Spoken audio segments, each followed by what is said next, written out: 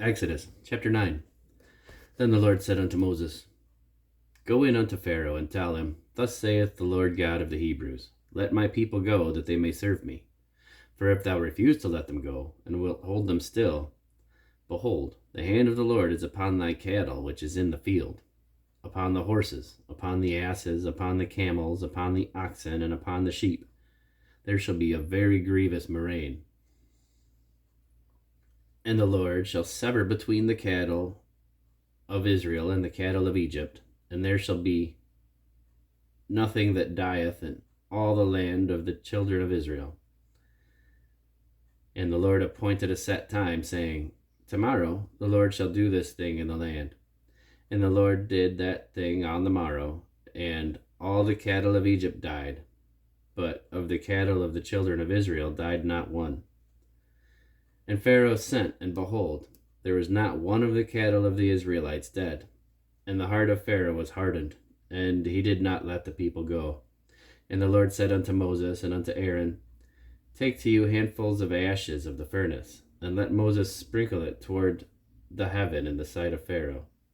And it shall become small dust in all the land of Egypt, and shall be a boil breaking forth with blains upon man and upon beast throughout all the land of Egypt. And they took ashes of the furnace, and stood before Pharaoh, and Moses sprinkled it up toward heaven. And it became a boil breaking forth with blains upon man and upon beast. And the magicians could not stand before Moses because of the boils, for the boil was upon the magicians and upon all the Egyptians. And the Lord hardened the heart of Pharaoh, and he hearkened not unto them, as the Lord had spoken unto Moses. And the Lord said unto Moses, Rise up early in the morning, and stand before Pharaoh, and say unto him, Thus saith the Lord God of the Hebrews, Let my people go, that they may serve me. For I will at this time send all my plagues upon thine heart, and upon thy servants, and upon thy people, that thou mayest know that there is none like me in all the earth. For now will I stretch out my hand, that I may smite thee and thy people with pestilence, and thou shalt be cut off from the earth. And in very deed for this cause have I raised thee up, for to show in thee my power, and that my name may be declared throughout all the earth. As yet exaltest thou against my people, that thou wilt not let them go? Behold, tomorrow about this time I will cause it to rain a very grievous hail, such as hath not been in Egypt since the foundation thereof, even until now. Send therefore now, and gather thy cattle, and all that thou hast in the field. For upon every man and beast which shall be found in the field, and shall not be brought home, the hail shall come down upon them, and they shall die. He that feared the word of the Lord among the servants of Pharaoh made his servants and his cattle flee into the houses. And that he that regarded not the word of the Lord left his servants and his cattle in the field.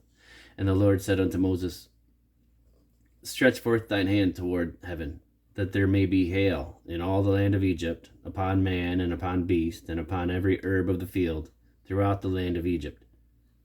So Moses stretched forth his rod toward heaven, and the Lord sent thunder and hail, and the fire ran along upon the ground, and the Lord rained hail upon the land of Egypt.